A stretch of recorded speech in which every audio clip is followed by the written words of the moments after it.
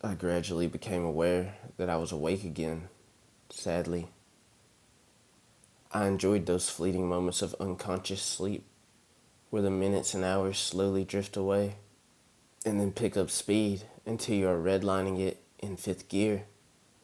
Then, blam, awake again. Who knows how much later, 15 minutes or 10 hours. Time used to be relative. What I really liked about sleeping was that if I was lucky, I could dream. During the time when my body simply was, my mind could weave a beautiful tapestry where I wasn't bound by the laws of physics. I could run and jump, socialize with others, and even eat food again. I miss food a lot. When I was stuck being what I call awake, physically I could do nothing. I don't mean that I had nothing to do, but that I could not move a muscle. I wasn't paralyzed. Even a quadriplegic can blink and move their eyes around. At least they can breathe and have a heartbeat. Not that looking around would have done much for me. I had been in the darkness for longer than I could fathom. Or maybe not. I had no way of telling time. I wore a watch, but it didn't glow in the dark. No backlit digital screen for me. I vaguely remember that at one point I thought I could hear the soft ticks of the watch as the hands made their rounds. I don't get to hear those soft ticks any longer. That is one thing I think I would change if I could go back. I would change lots of things if I could go back.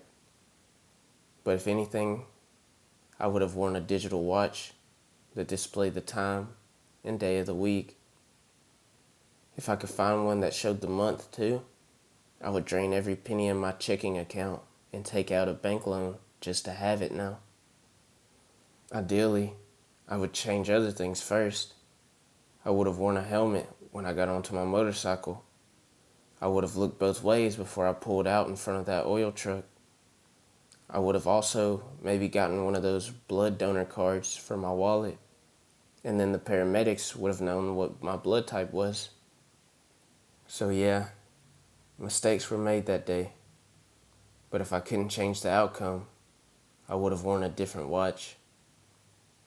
I don't recall much after the impact. I remember a fire truck, some paramedics, but it gets fuzzy. I do clearly remember the medic telling the doctor I was a motorcyclist with no helmet involved in a side impact collision with a large vehicle. Side impact my ass. When an oil truck T-bones a bike in a 55, the truck runs your ass over. The doctor just shook his head and mumbled that us bikers were just organ donors anyway. I probably would have been one too, if my insides weren't gelatin. There was a funeral. Somehow it was open casket, and I got to see who came and who didn't, who cried and who just looked at me and shook their head. As much as I tried though, I couldn't move. I couldn't blink. All I could do was just be there with some vague consciousness that I was there and what was around me.